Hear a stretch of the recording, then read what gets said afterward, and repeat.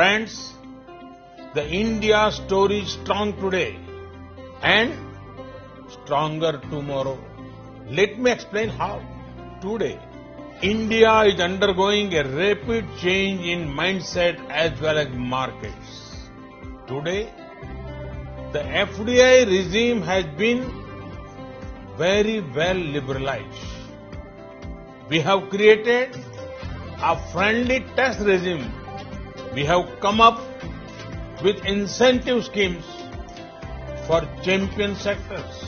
Today, India has embarked on a journey of deregulation and decriminalization of various offences under the Companies Act. The reforms in the labour laws greatly reduce the number of labour courts. These reforms will support our efforts to build an Atmanirbhar Bharat or self-reliant India. By working towards self-reliance, we seek to contribute to global good and prosperity. The past 7 years of the Narendra Modi government have seen an underlying theme driving the economic policy of the government. Growth that is transformative, that is sustainable, that is healthy and is equitable.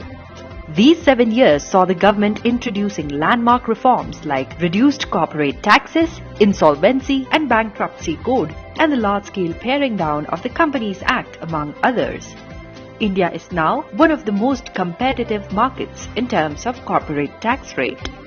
In the biggest consolidation exercise in the banking space, 13 public sector banks were merged into 5 mega banks. This has been a game changer in the banking sector.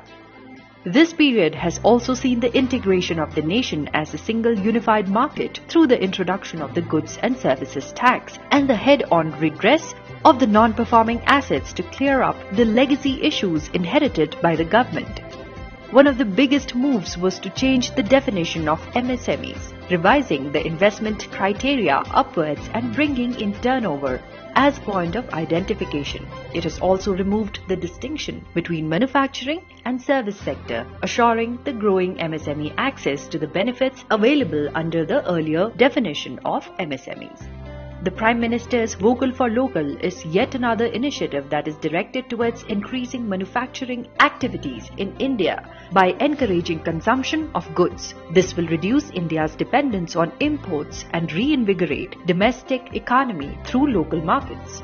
This has also been accompanied by big measures such as allowing participation of the private sector in commercial coal mining, a clear indication of the move towards encouraging their participation in the nation's economic growth. Mining apart, manufacturing has been given major push through the slew of production-linked incentive schemes.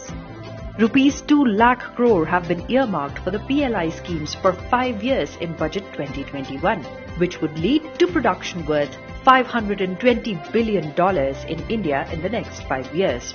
This will help to create manufacturing global champions across 13 sectors and be instrumental in making India part of global supply chain. The government enacted the Insolvency and Bankruptcy Code 2016, which is ensuring accountability as well as resuscitating banks, bringing them back to health.